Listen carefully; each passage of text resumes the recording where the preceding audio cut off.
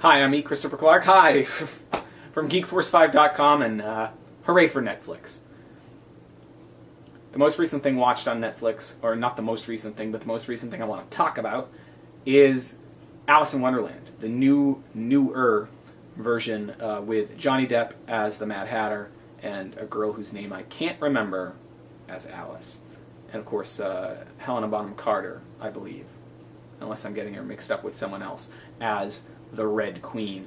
I popped up on instant streaming. I was like, wow, we don't usually get cool movies this close to when they were released on instant streaming. That's one of my longtime complaints, as you know, if you've watched previous episodes of Hooray for Netflix. So Alice in Wonderland popped up. Yesterday I had both my daughters home with me, and I was looking for something that was not something I'd watched a million times, so I said, well, why not? Didn't catch it in the theaters, let's check out Alice in Wonderland, and I was very pleasantly surprised. I'm not a huge Tim Burton fan. I don't hate him, but I'm not a huge Tim Burton fan. And so I was kind of like, it's just going to be kind of weird, but it felt like a pretty faithful,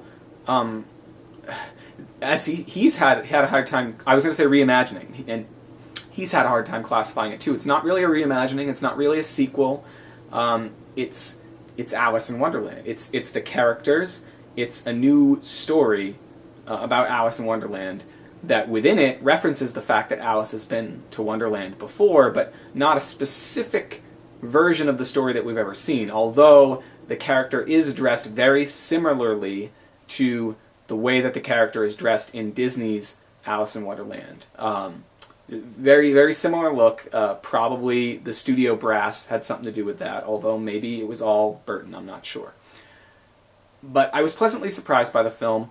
It's a fun watch, and a positive, relatively positive for my girls. You know, obviously my 6-month-old, she slept through most of it, and it wouldn't have impacted her even if she was awake. But my 4-year-old, you know, I'm continuously looking, you know, I like Disney, and yet I know everything, or I think I know everything, or most things about Disney that are negative for girls. I kind of get that, you know. And so I will expose my child to Disney flicks, and I don't generally feel bad about it. But the ones that I enjoy watching with her, the ones that I sort of, when I'm going through the Apple TV or Netflix and I'm trying to point her towards, those ones are generally ones that involve positive female characters, positive female role models, or as positive as Disney gets, right? I point her towards Mulan if I get the chance, right? And thankfully she kind of likes Mulan. You know, Mulan saves China. Yeah, she kind of hooks up with the guy at the end of it, but it's not all about the romance. It's about saving China. And here in Alice in Wonderland, it's not really about romance. In fact, it's kind of a rejection of romance at the beginning, and she gets proposed to, and the way that she gets to Wonderland is kind of running away from that proposal. And certainly little, if anything, in the actual visit to Wonderland is about romance. It's all about the fact that Alice is predestined, according to some scroll, to save Wonderland, or Underland, as it's called in this version.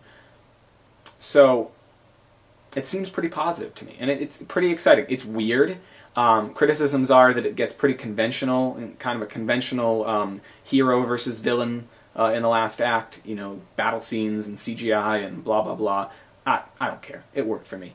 Other criticisms I read include, and see, this is how much I paid attention to it, stuff about the fact that she at the end of the film, makes a decision that to go off into the world, and she's going off to China, and pretty much something bad happens in China. Yeah. Throw comments at me. Throw things at your screen right now. So there's criticism about that. Whatever. The film works for me based on what's there in the text of the film. It works. And I enjoyed watching it with my daughter, and hooray for Netflix for bringing it to me. I am E. Christopher Clark from GeekForce5.com, talking about Alice in Wonderland. Check it out. Let me know what you think. See ya. And catch you on the flip side.